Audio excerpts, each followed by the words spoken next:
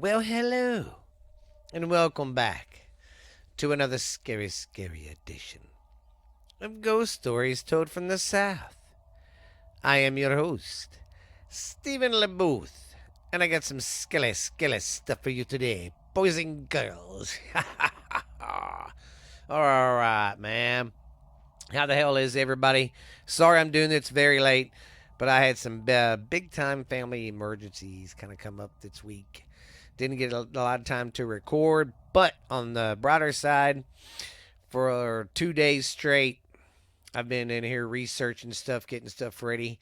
So next week's going to be busy for me. I'm going to do some back-to-back recordings, get everything. I'm going to get everything, a bunch of episodes put up because on this podcast, it's easy for me to do that because I'm not talking about most recent stuff. I'm researching history basically, so I'm gonna cram and get ahead of schedule so I can really focus on the 4 year anniversary we got coming up, episode 200, ladies and gents. So I'm gonna do that so I can be back on schedule. But sorry guys, I had a family emergency come up last week and with the holidays and stuff, and yeah, it's just. But I'm glad everything's back to normal now. Monday's gonna start back to work. Kids are back in school. Woo woo! Everything's back to schedule. So sorry for the inconvenience again, guys. But I want to tell you, I have reached 8,000 downloads all time for this podcast. So thank you very much. I'm over 100 followers now on Spotify and other places. So y'all guys keep showing me love. Give me some more 4 or 5 star reviews. Tell me what you think about the show. I can take criticism. If you think it sucks, tell me. If you don't, tell me. Either way, I just need some. I just need people to tell me how I'm doing. Because I can't listen to myself and judge my own self. That's not right. I need y'all's opinion, so give it to me, please. But I'm so ready for this year. It's going to be exciting. Like I said, 200th episode coming up, 4 years doing this. So glad you guys are here with me. I'm getting my video editing figured out so I can get my stuff on YouTube caught up.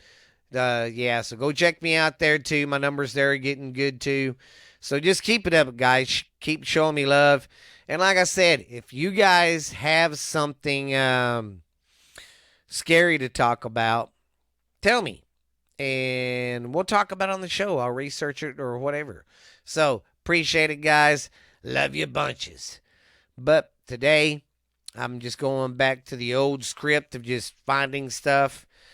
So, yeah, I got a bunch of. What I did, one day at work, because we can watch stuff on our phones while we work, I watched YouTube of scary places from, them YouTube short videos where they're like 10, 15 minutes long and they talk about town or places that are haunted and a little bit of the history. I was jotting down notes for that, so I got a lot of good stuff coming up. I'm just going back to just doing whatever. So, hey, it'll be great. So, anyways, with that, guys, yeah. And thank you for listening from around the world, too. I want to thank my people from around the world that listen, not just here in the States and here in Texas, but from around the world. Thank you very much, man. Don't forget, go check out the Facebook page, Ghost Stories Told from the South. All right, guys, you know the routine, man. It's time to tell some scary stories. We got stuff today. I don't know, be covering Alabama today, so it ought to be a great show, and it will be a good show. All right, you know the routine, guys. Get you a nice warm blankie, snuggle by the fire, get you some hot coffee or some tea or cocoa, whatever you want there, laddie cakes, and you guys get ready for some scary stories. Woohoo! All right, our first place we're going to talk about is Chihuahua, Alabama, an old ghost town. Chihuahua was once the capital of Alabama and situated at the confluence of the Chihuahua and Alabama rivers as a captivating history filled with tales of past and airy paranormal activity. Abandoned after the Civil War, the town's desert buildings, slave, slave burial grounds, and mysterious cemeteries have become the stage for the ghost tours and stories of the supernatural. Among the numerous legends, one story stands out the haunting of Colonel C.C. Pecos, his former house. The article dives into the history of Chihuahua and explores the famous tales of the Pecos ghost and sheds light on alter the drawers and curious visitors to that draws visitors to its unique site every day.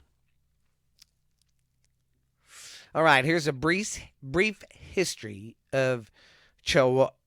Chihuahua. I hope I'm fucking that name up, and I'm sorry. Chihuahua was founded in 1819. It was Alabama's first capital.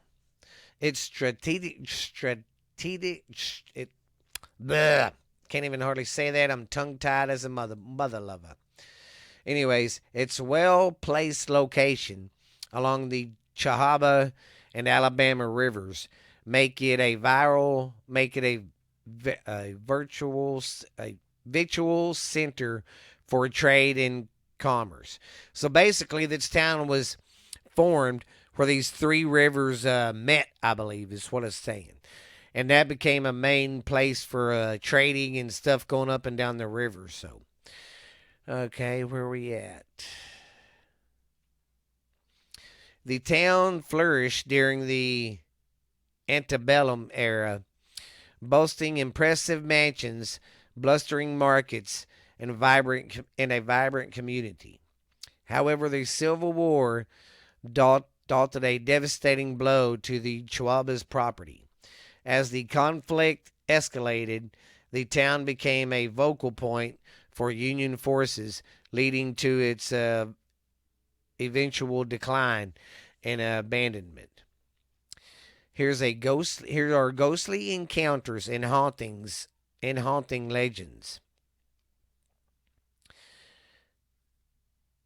After the fall of Chihuahua, in the town's once grand buildings fell into disrepair,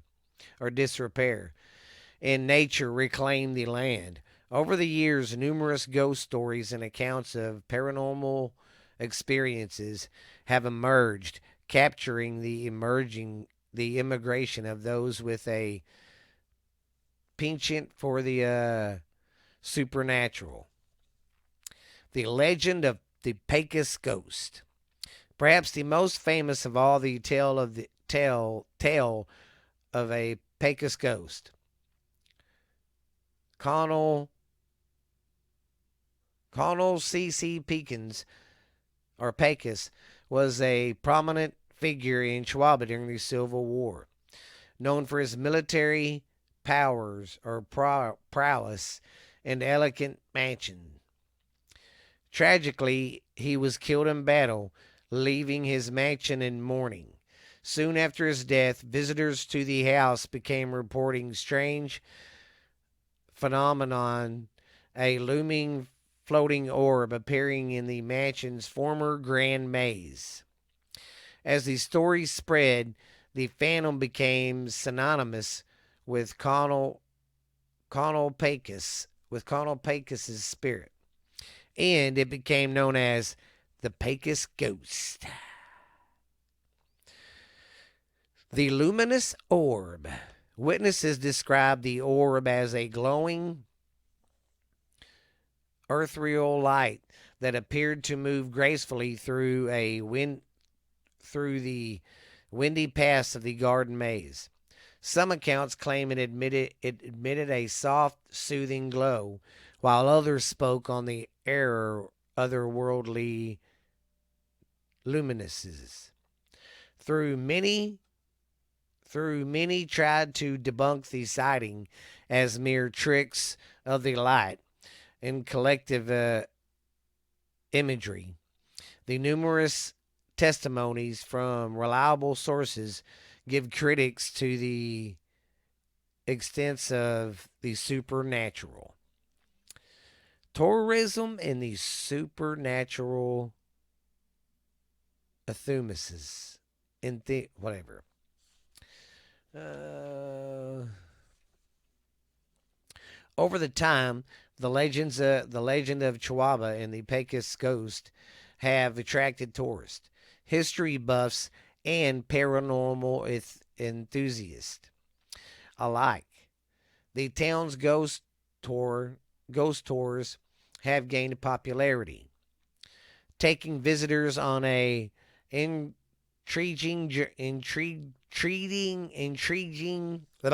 journey through Chihuahua's haunted past.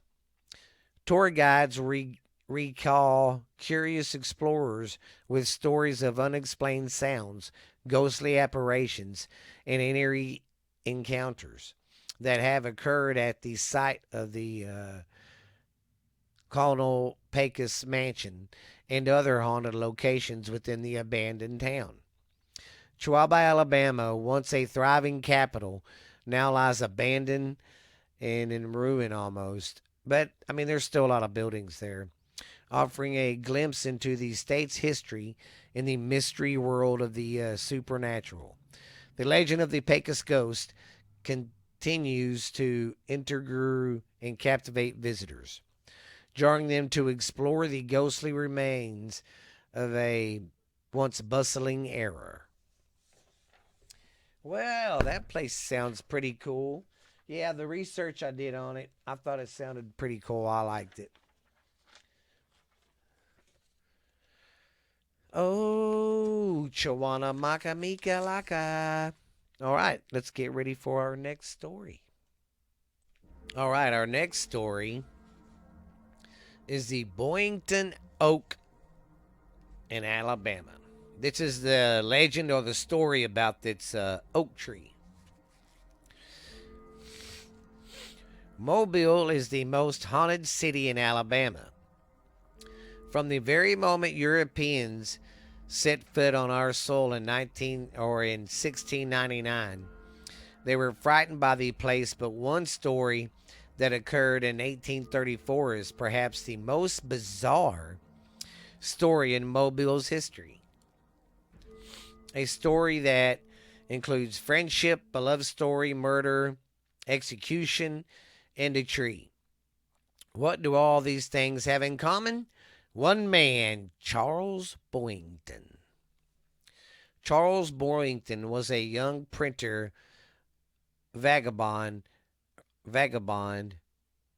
and gambler in his late teens who arrived in Mobile from Connecticut seeking prosperity during the cotton boom of the 1830s. Charles lived in a boarding house with a man and fellow co-worker named Nathaniel Nathaniel Frost.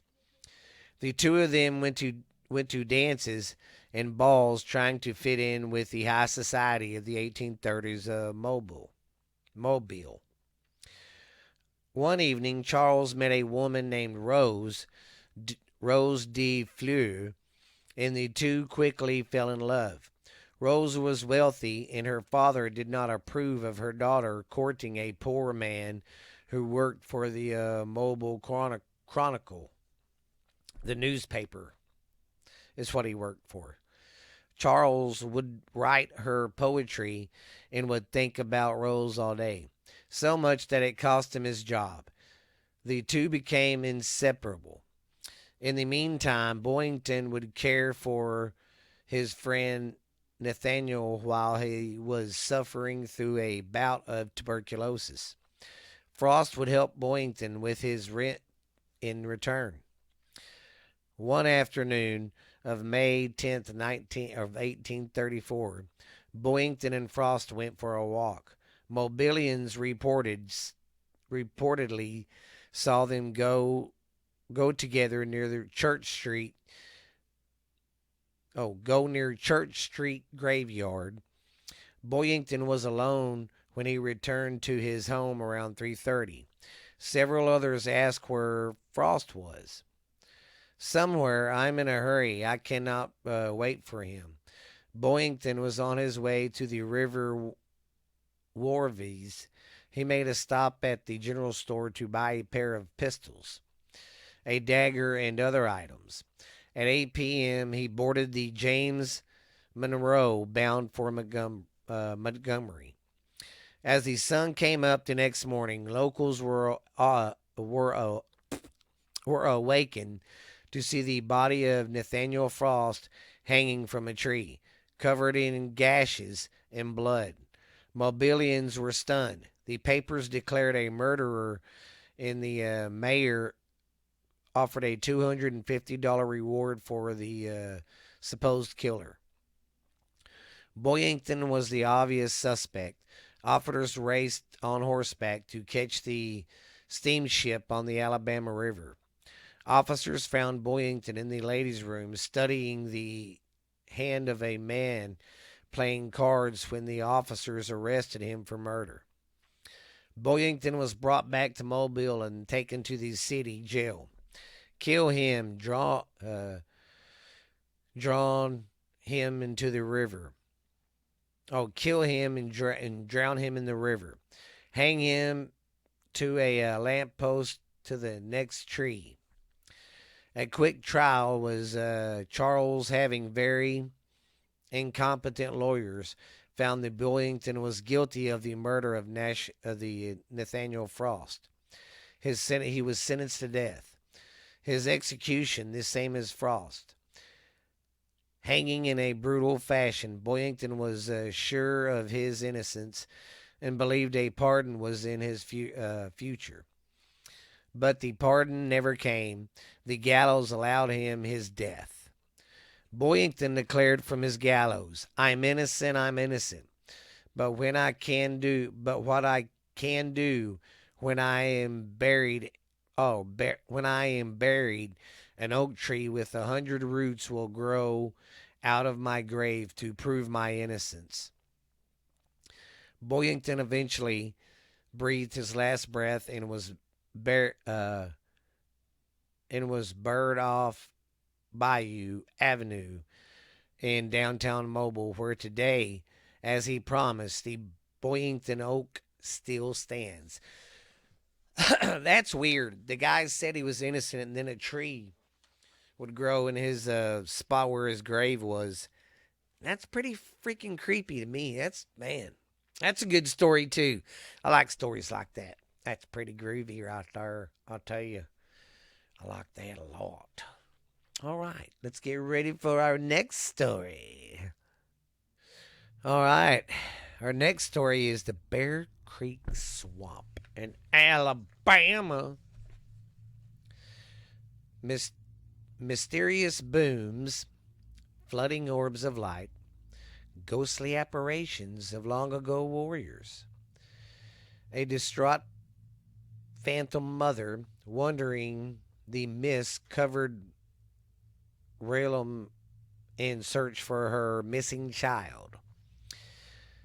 It's all in a day's or night's work for Agatuga County's Bear Creek Swamp, located between Prattville and Agatogaville. The bog is best selected by Highway 14, the county's main east and west corridor.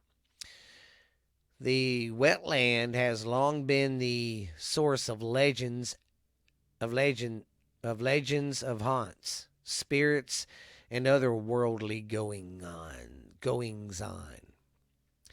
Generations of local teens have tested their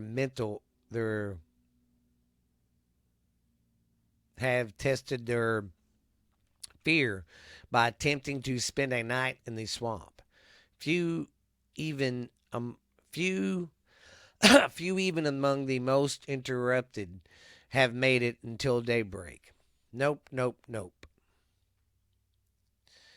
Kyla Hall of Prattville said recently when asked if she would like to return to her teenage roots and explore the swamp. She's 34 now. I went out there with a bunch of friends when I was like 16, she said. We called out for the woman looking for her baby 3 times like we were supposed to. It was quiet, and then we heard loud splash and a scream. I jumped in my car and took off, and I never looked back. I don't even like driving to Agatogaville because you have to go through the swamp. The story goes that this woman has been destined to roam the swamps looking for her lost child. Versions vary, but one story goes that the child drowned. Another is that the affordable mentioned warriors made off with the child. Basically, they're saying another story is that Indians warriors ran off with the child. It is unknown it was a boy, and it's unknown if it was a boy or a girl. But what is known is this: if you go to the swamp in the dead of night and repeat, "I have your baby" 3 times in sessions, the wrath woman will attack you.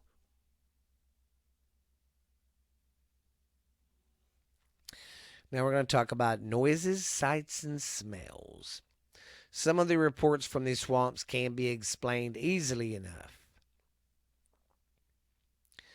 Reports of booms, for instance, have gone back decades. Many of these spectacularly inclined in the 1980s, and back just chalked it up to back then they just chalked it up to moonshine stills going off.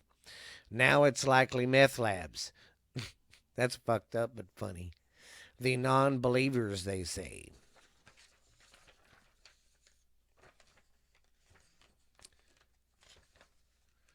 Or it could be as simple as lawnmowers blowing beaver dams. When they lawnmowers hit them, they be boom. The source of the splashes that play a role in so many reports are just as likely to be beavers wicking their flat tails on the water as a way to express alarm. But logic has never taken root in the tales of the swamp. County Road 3 runs straight as an arrow shot through a portion of the swamp. Some say if you stop in the middle of the road and turn off your vehicle and wait, you can see lights begin to flicker far out in the marsh. Wait even longer, the orbs begin to come towards you. Many a teen has reported a mysterious dead battery or other difficulty in starting the motor in the effort to hightail it out of there. The car also turns over. The engine also catches at the last second, giving the potential victims a chance to escape. Long before the white settlers made it here, even before the Creeks settled the land, the region was inhabited by the Alabua, one of the oldest tribes in the area. Alabamua. Huh. Okay, tribes in this area. It is their warriors that are said to walk the night among the trails in the woods. Don't go alone. Scott Barnes is a native at Atacama County. He is grown up now, married with 2 young children of his own. He considers himself a level-headed and not one to give criticism to tall tales. But he too spent time in the swamps as a youngster, daring his buddies to venture out past the bonfire's ring of light. He hunts land that edges up to the swamp. It's easy enough to brush it all off when it is daylight and you're in town, he said, but there are times when I'm out there hunting, walking the land, or walking to the stand early in the morning, out there in the dark when you wonder. Let's just say I'm glad to see the sun come up. Now we're going to talk about the doll's heads. As if the tales and legends need any help. A probable practical joke almost 10 years ago added another chapter to these swamp stories. In November of 2014, duties with the Agatuga County Sheriff's Office received $21 or recovered $21 from the swamp.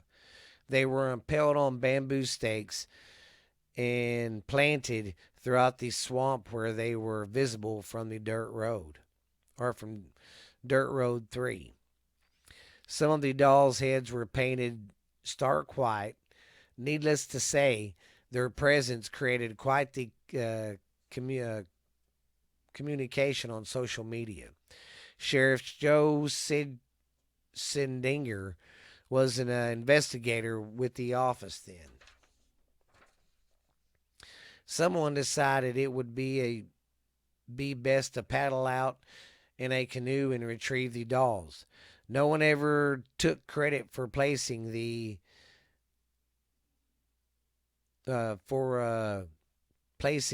dolls there. They are still in the evidence room to this day. By the way, the owners can come and claim them any time, he said. All they have to do is tell us why they put them out there, the sheriff said. Deputies on patrol often run across people in the area from time to time. He said the businesses usually sees a spike around Halloween. So, if you're around there, go check that place out for me. That place sounds pretty creepy too, man. Pretty creepy. The swamps of Alabama. I didn't know there was a tribe there called what was it, Alabute or Bume, or I don't know. I didn't know that, though. There was a tribe there called that.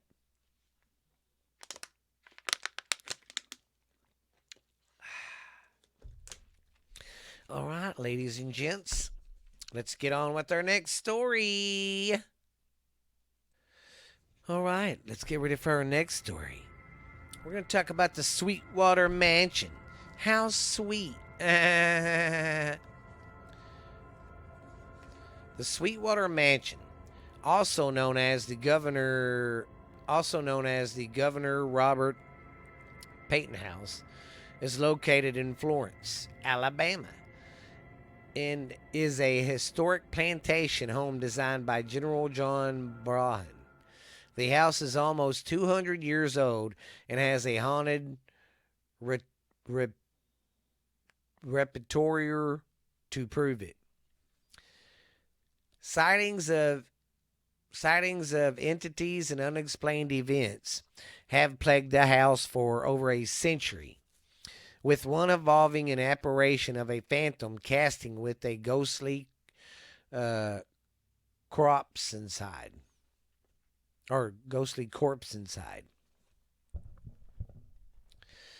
Looking to experience the hauntings of America for yourself? Check out. Oh, never mind. I ain't reading that. Here we go. Here's the history of the general and his mansion.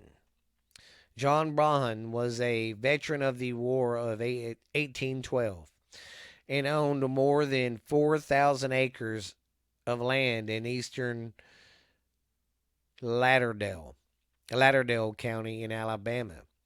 That's just over 3,000 football fields. The 8-room home was built of bricks that were manufactured on the banks of Sweetwater Creek, which lay just below the house. Sweetwater Mansion got its name from its creek, and was first occupied by Brahan's son-in-law, Robert M. Patton, a post-Civil War governor of Alabama, who completed building the beautiful mansion in 1835. The home was later listed on the National Registry of Historical Places in 1976 due to its historical nature and importance placed in Alabama history. The mansion's basement, once served as a Civil War makeshift hospital, was even a county jail at one point in history. Weirder still, construction started in the basement in 1828, and in its dang underdwelling where the Sweetwater Mansion Mystery Room is located, where the rest of the mansion's room are normally built, have a known purpose and a way to enter them. The mysterious room gives no answer to these questions. It has no entry, and it can only be seen through one exterior window. What was its room used for? It remains a mystery. It seems as if the entire mansion was as mysterious of its own, with reports of and hauntings that were spanning for decades.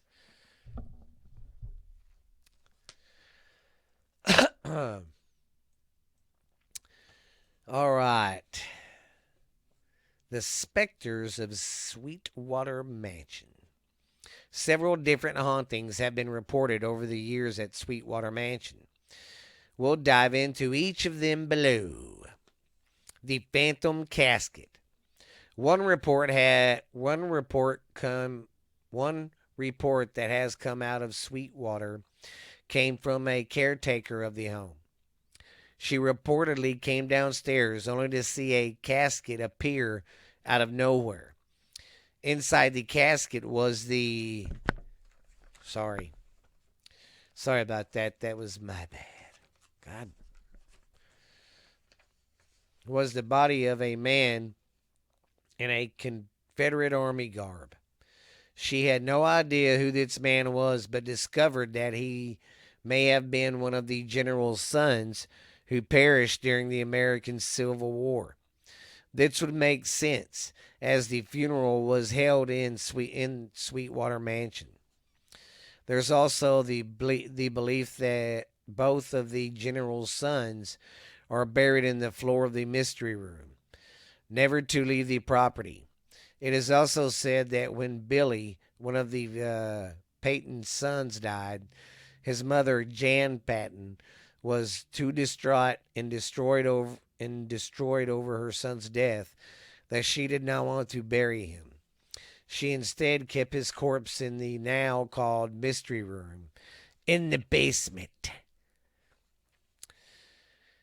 Doors are said to lock behind female visitors and staff members, leaving them afraid and unable to get out of. It's believed that this could be the ghost of Billy, playing tricks on women. Others believe he does it for a more sinister purpose. One of the earliest caretakers, Mrs. Emmett Letty Regan, got locked in a room, which caused her to only be able to work and stay in a few of the rooms that she left 100% comfortable in. Stories have surfaced about an apparition of a man dressed in a Confederate uniform patrolling the front outside area of the property. Other occurrences within the home include doors moving by themselves, as well as a large ceiling tiles being ripped from the ceiling and then thrown across the room. Other times, the sounds of children giggles have been heard, even if there are no children present at the home. Perhaps most of the hauntings at Sweetwater Mansion are due to its tenure as a field hospital and makeshift jail. Or maybe that strange occurrences are are by Bill, the Confederate son who passed away in the war and is still haunting the place. Whatever the reason may be, Sweetwater Mansion has lured guests from all across the country with this southern charm, and even more so with its ghostly energy. Ooh. All right, man. I hope y'all enjoyed that today. Like I said, sorry I was late. I had some stuff come up, but hopefully everything's fine now. And like I said, holidays are over. Get back to the norm. I hope you enjoyed the show today. I want to say thank you guys for listening to the show, and sorry I'm late, but please don't hate me for it. But we'll guys see you later. Have a good one, and don't get too scared tonight. All right, guys, y'all have a good one. See you next Saturday. Or, yeah, see you Saturday. Have a good one, man. Bye.